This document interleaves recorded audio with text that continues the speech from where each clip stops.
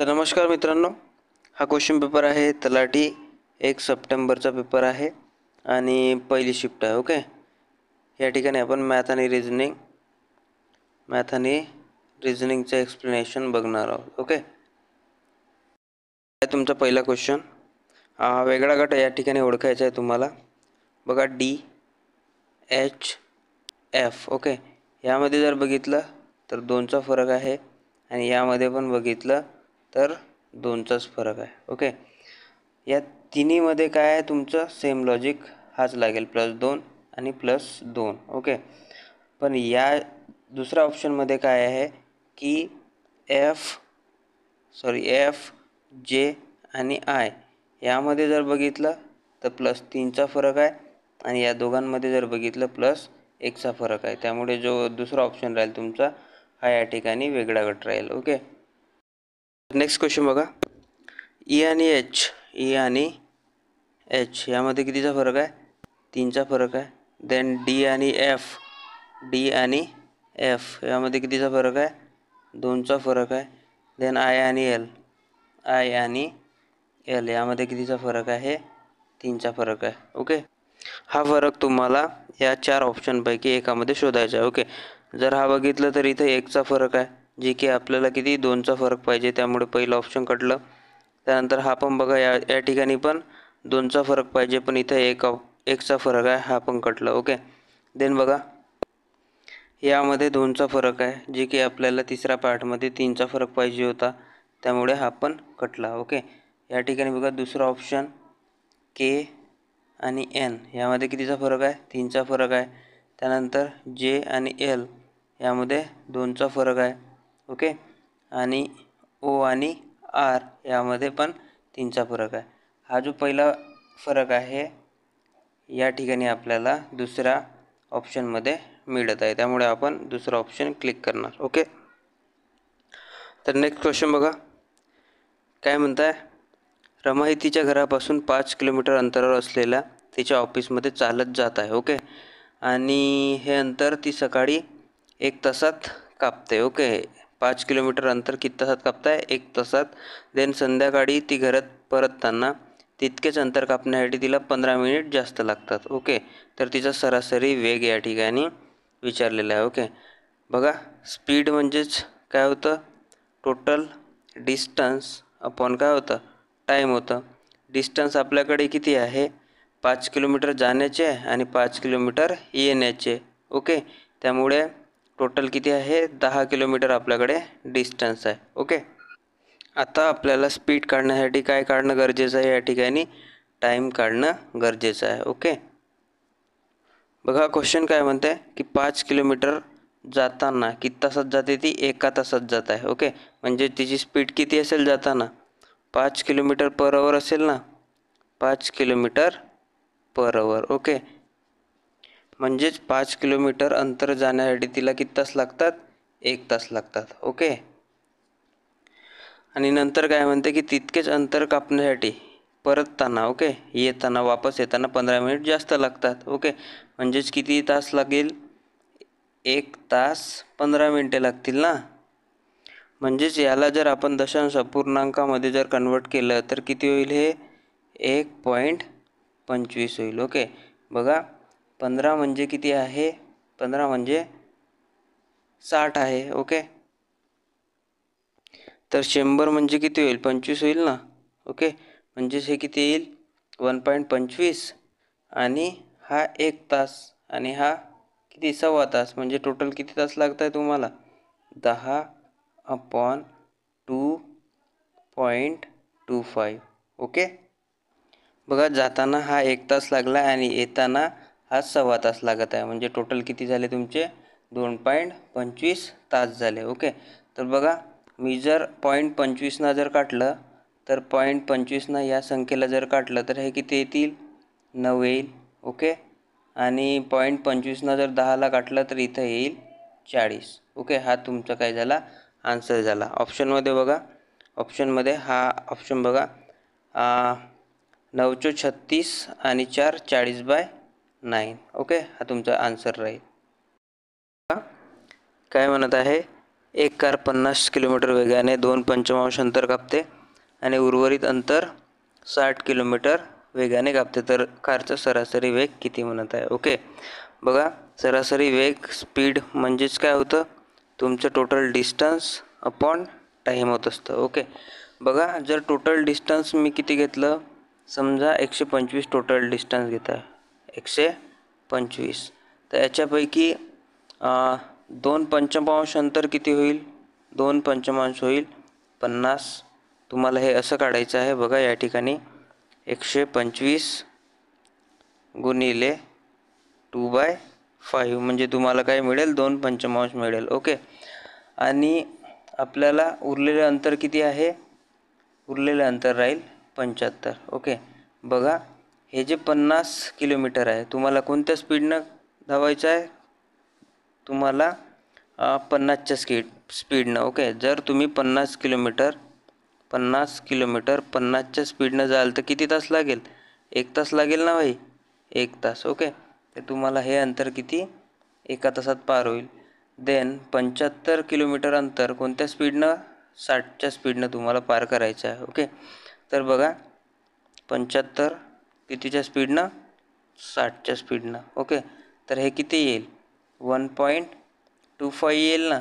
Okay, तर बघा तुम्हाला जे हे 75 किलोमीटर अंतर तुम्ही 1.25 तासात तुम्ही पार कराल आणि हे जे 50 किलोमीटरचे अंतर आहे हे 1 तासात पार कराल. ओके, तर किती झाले हे 1.25. ओके, तर बघा 125 इकडे लिहितो मी, 125 भागिले किती 2.25.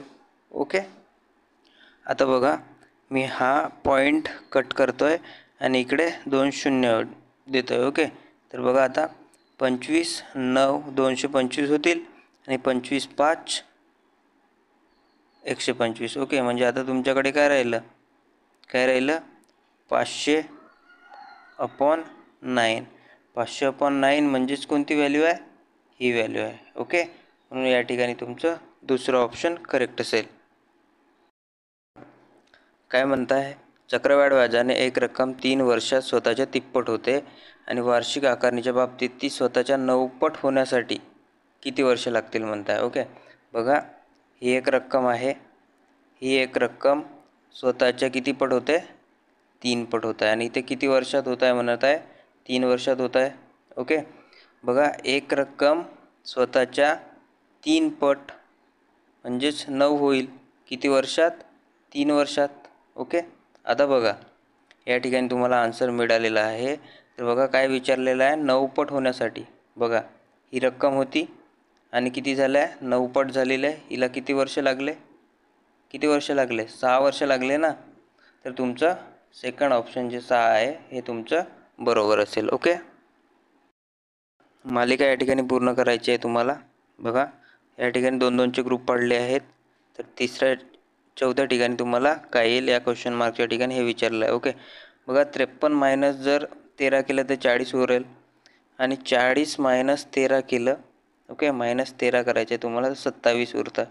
आता 27 मायनस जर तुम्ही 13 केले तर काय उरेल तुमच्याकडे, 14 उरेल ना.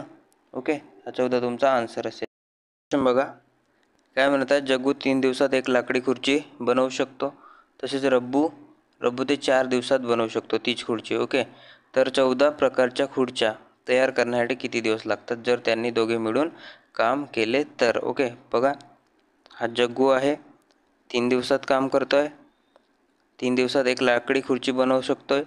आणि हा आहे रब्बू, हा 4 दिवसात एक लाकडी खुर्ची तयार करू शकतो. ओके, जर मी यांचं एलसीएम काढलं आणि यांच्या इफिशियन्सीने भागलं तर मला काय मिळतील, एक खुर्ची बनवण्यासाठी लागणारे दिवस मिळतील. ओके, तर बघा काय आहे, एलसीएम 12 आलं, 12 म्हणजेच यांचं इफिशियन्सी किती होईल, 4 3 12 आणि 3 4 12.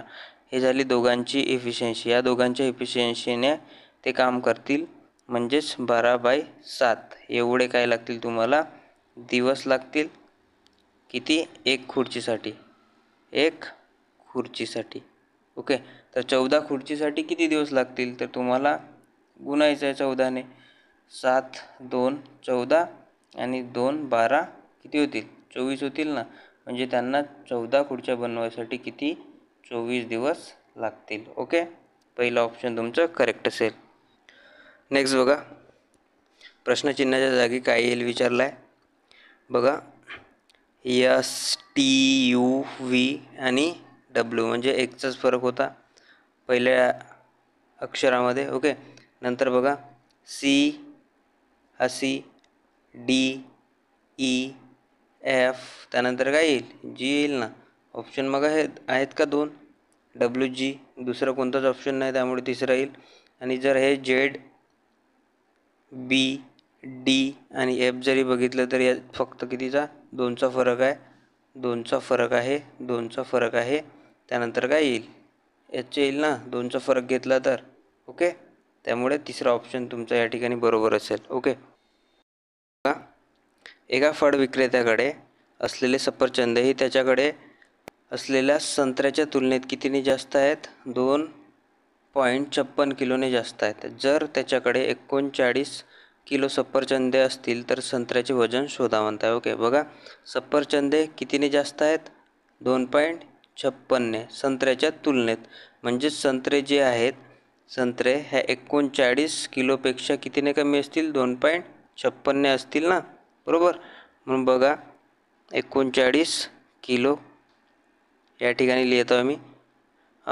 आणि हे किती आहे? जास्त असलेले वजन मी या ठिकाणी मायनस करतो. ओके, 56. बघा 0 या ठिकाणी होतील 4, 1 परत म्हणजे 4. ओके, या ठिकाणी 1 परत म्हणजे 3, या ठिकाणी 6 आणि या ठिकाणी 3. म्हणजेच टोटल संत्र्याचे वजन किती राहील? 36.440 ग्रॅम. Okay, 36.440 gram. ओके, म्हणजेच 36 किलो 440 ग्रॅम. म्हणून तुमचं हे चौथं ऑप्शन बरोबर असेल.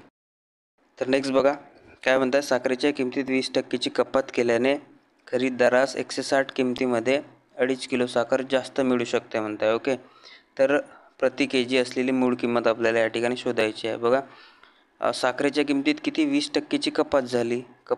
त्यामुळे काय झालं? जो 160 रुपयाला घेत असायचा त्याला 2.5 किलो काय जास्त मिळत आहे साखर. ओके, बघा या ठिकाणी एक किंमत काय होत आहे? कमी होत आहे. एक किंमत कमी होत आहे म्हणजे साखरेची किंमत कमी होत आहे. तर त्याच्या किलोमध्ये काय होतं? वाढ होत आहे ना.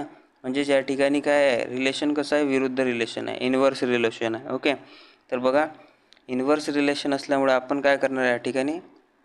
बघा किती टक्क्याची कपात होत आहे? 20% कपात होत आहे. ओके, 100वर 20. ओके, तर बघा 20% म्हणजेच किती होते? 1/5 होईल ना. 1/5ची काय होईल? कपात होईल. तर याचं इन्व्हर्स रिलेशन कसं काढायचं? बघा 1/4ची काय होईल? या ठिकाणी वाढ होईल. ओके, जर 1/5ची कपात होत असेल तर त्याच्या के-जीमध्ये साखरेमध्ये कितीची वाढ होईल? 1/4ची वाढ होईल. तर या ठिकाणी 1 म्हणजेच काय आहे? कितीची वाढ झालेली आहे? 2/5 म्हणजे 2.5 किलोची वाढ झालेली आहे. ओके, तर बघा 2.5 किलोची या ठिकाणी वाढ आहे. किती म्हणजे? 1 म्हणजे, तर 4 म्हणजे किती होईल? 4 म्हणजे 10 होईल. ओके, म्हणजेच 10वर किती किलो त्याला जास्त मिळत आहे? 2.5 किलो त्याला जास्त मिळत आहे. म्हणजे आधी किती घेत होता तो? 10 किलो तो घेत होता. त्याला किमतीत कपात झाल्यामुळे त्याला 2.5 किलो साखर जास्त मिळत आहे. ओके, म्हणजेच आधी किती होती? 10 किलो होती. ओके, तर बघा 160 रुपयामध्ये तो 10 किलो घेत आहे.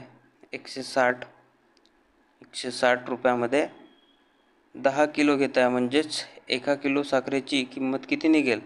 16 रुपये निघेल ना. तर बघा या ठिकाणी हा जो चौथा ऑप्शन राहील तुमचा हा बरोबर असेल. ओके, आता बघा आता ही जी इन्व्हर्स व्हॅल्यू आहे ही कशी काढतात? ओके, बघा जर एखादी व्हॅल्यू कमी होत असेल तर काय होते? दुसरी व्हॅल्यू जेव्हा वाढतं तेव्हा त्या ठिकाणी इन्व्हर्स रिलेशन असतं. ओके, किंवा एखादी व्हॅल्यू वाढत असते तर तेव्हा दुसरी व्हॅल्यू काय होते? कमी होत असतं. असा टाईम आणि स्पीडमध्ये होतं. म्हणजे जर एखादा स्पीड जर आपण कमी केली तर काय होतं? टाईम काय लागतं? त्याला जास्त लागतं. आणि स्पीड काय केली, वाढवली आपण, तर टाईम काय होतं, कमी होतं. ओके. बघा, जर एखाद्या किमतीत वाढ होत असेल, ओके, वाढ होत असेल आणि वाढ जर x/y काय होत असेल, वाढ होत असेल, एखाद्या व्हॅल्यूमध्ये x/y वाढ होत असेल, तर घट कशी होईल बघा, दुसऱ्या व्हॅल्यूमध्ये घट कशी होईल, y + x एवढी दुसऱ्या व्हॅल्यूमध्ये काय होईल, घट होईल. जर एखादी व्हॅल्यूमध्ये वाढ होत असेल तर दुसऱ्या व्हॅल्यूमध्ये या रेशोने काय होईल, घट होईल. ओके. आणि जेव्हा घट होत असते, जेव्हा एखाद्या व्हॅल्यूमध्ये घट होत असते, y एवढी जेव्हा घट होत असते, तेव्हा काय होईल, y - x मध्ये काय होईल, त्या किमतीत दुसऱ्या व्हॅल्यूमध्ये वाढ होईल. ओके. एखाद्या व्हॅल्यूमध्ये x/y ने जर आपण घट केली तर दुसऱ्या व्हॅल्यूमध्ये काय होईल, y - x एवढी काय होईल, त्या ठिकाणी वाढ होईल. बघा, आपण जो उदाहरण घेतला होता 1/5 एवढी काय होती, तुमची घट होती ना, 1/5 एवढी तुमची काय होती, घट होती. याच्यामध्ये काय होती, घट होती. तर आपण कितीने वाढवला, x म्हणजेच काय आहे, या ठिकाणी 1 आहे आणि हा काय आहे, हा x आहे आणि 5ला काय म्हणतो आहे मी, y. ओके. तर बघा, 1/5 मायनस किती होईल, 1 होईल ना. ओके. तर बघा किती आला तुमचा, 1/4 या ठिकाणी येत आहे. म्हणजेच एवढी काय होईल, त्या ठिकाणी वाढ होईल. ओके.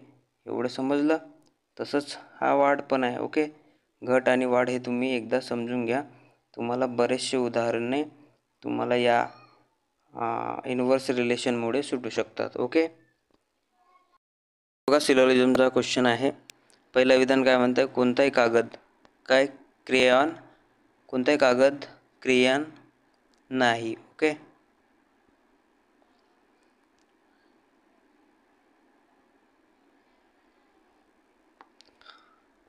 नेक्स्ट बघा, सिलोजिझमचा क्वेश्चन आहे आणि काय म्हणतं या ठिकाणी, कोणताही कागद काय क्रेयॉन नाही. ओके. विधान जर बघितलं तर कोणताही कागद क्रेयॉन नाही. कोणताही जो कागद आहे, कागद काय नाही, क्रेयॉन नाही. ओके. याच्यामध्ये कोणताही रिलेशन नाही. ओके. त्यानंतर बघा, कोणताही कागद मार्कर नाही. कोणताही जो कागद आहे हे हा मार्कर नाही. ओके. कोणताही कागद मार्कर नाही. ओके. बघा आता निष्कर्ष बघा, काही क्रेयॉन्स हे मार्कर असण्याची शक्यता आहेत. ओके. बघा, हे जे क्रेयॉन्स आहेत, क्रेयॉन्स काय आहेत, मार्कर असण्याची काय शक्यता आहे. तर हा बरोबर आहे, हे मार्कर असू शकतात. ओके. म्हणजेच ही डायग्राम जर मी असं बनवलं, क्रेयॉन आणि कागदामध्ये कोणतेही रिलेशन नाही, पण त्यानंतर काय म्हणतात, कोणताही कागद मार्कर नाही म्हणत होता, तर मार्कर मी या ठिकाणी पण घेऊ शकत होतो ना. ओके. यांनी जो म्हटलं आहे ते आपल्याला करायचं आहे फक्त या ठिकाणी. ओके. तर बघा, काही क्रेयॉन्स हे मार्कर असण्याची शक्यता आहे, हा तुमचा बरोबर आहे. ओके. त्यानंतर बघा, कोणतेही क्रेयॉन हा कागद नाही. ओके. कोणताही जो क्रेयॉन आहे, कोणताही क्रेयॉन हा कागद नाही, बरोबर आहे. हा पहिल्याच याच्यात सांगितलं आहे की कोणताही कागद क्रेयॉन नाही, म्हणजेच कोणताही क्रेयॉन काय कागद नाही. ओके.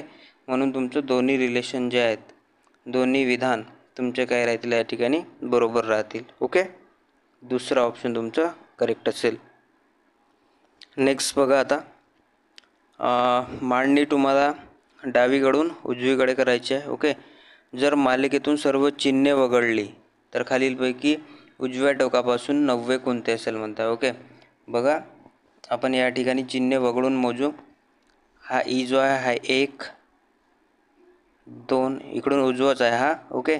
2 3 त्यानंतर 4 5 देन 6 7 8 आणि हा 9. जेड जो आहे हा उजव्या टोकापासून काय राहील, 90 राहील. ओके. तुमचं चौथं ऑप्शन बरोबर असेल. ओके. नेक्स्ट बघा, वेगळी जोडी आपल्याला या ठिकाणी ओळखायची आहे. बघा, पहिलं MPRU. ओके. यामध्ये जर बघितलं तर +3चा फरक आहे. त्यानंतर जर बघितलं तर इथं +2चा फरक आहे. त्यानंतर इथं कितीचा आहे, +3 3चा फरक आहे. ओके, या ज्या तिन्ही ऑप्शनमध्ये काय सेम रिलेशन तुम्हाला पाहावयास मिळेल. ओके, पण यामध्ये बघा एन क्यू आर यू, यामध्ये बघा यामध्ये 3चा फरक आहे, पण क्यू नंतर लगेच आर आलेला आहे, म्हणजे या ठिकाणी कितीचा फरक आहे, 1चा फरक आहे. ओके, देन या ठिकाणी पण 3चा फरक आहे. बघा या ठिकाणी 2चा फरक आहे आणि या ठिकाणी कितीचा फरक आहे, 1चा फरक आहे. म्हणून जो चौथा ऑप्शन राहील तुमचा या ठिकाणी वेगळी जोडी असेल, हा तुम्हाला या ठिकाणी सिलेक्ट करावा लागेल. ओके, नेक्स्ट क्वेश्चन बघा. बघा काय म्हणतात, प्रतिवर्ष 16% व्याजदराने 3 वर्षात 480 रकमेवर मिळणाऱ्या सरळ व्याजाची रक्कम किती असेल. ओके, बघा ही जी आहे 480 तुमची या ठिकाणी मुद्दल नाही आहे. ओके, या ठिकाणी थोडा प्रिंट मिस्टेक असल्यामुळे तुम्हाला या ठिकाणी कळणार नाही. तर बघा 480 तुम्हाला काय व्याज आहे, किती, 3 वर्षाचा 16% दराने. ओके, तर तुम्हाला ती प्रिन्सिपल अमाऊंट मुद्दल काय होती ते काढायचं आहे तुम्हाला. ओके, तर बघा 3 वर्षात म्हणजेच 16 3 48% म्हणजेच किती आहे, 480 आहे. ओके, 48% वाढवत आहे ना 3 वर्षात, म्हणजे 480 आहे. तर 100% म्हणजे किती, 100% म्हणजे किती होईल, 1000 होईल ना. ओके, हे तुम्हाला क्रॉस तिरपा गुणाकार करून तुम्ही काढू शकता. मी डायरेक्ट काढला आहे. ओके, म्हणून तुमचा आन्सर पहिलंवालं बरोबर असेल. ओके, बघा 100 तिरपा गुणाकार कसा असेल तुमचा, 480 48. ओके, हा कटला किती उरला, 1000 उरला ना. ओके, नेक्स्ट बघा, हे तुम्हाला या ठिकाणी सोडवायचं आहे. बघा 4 5 66 11 आणि 3. बघा काय सी म्हणजे काय, या ठिकाणी सी म्हणजे तुमचं गुणाकार आहे. ओके, देन डी म्हणजे काय आहे, डी म्हणजे तुमचं वजाबाकी आहे. नंतर बी म्हणजे तुमचं भागाकार आहे आणि ए म्हणजे काय तुमचं बेरीज आहे. ओके, हे तुम्हाला या ठिकाणी सॉल्व करायचं आहे. बघा आधी भागाकार सॉल्व करतो आपण. 11 6 66. ओके, देन बघा गुणाकार 4 5 20. ओके, काय राहिलं इथं.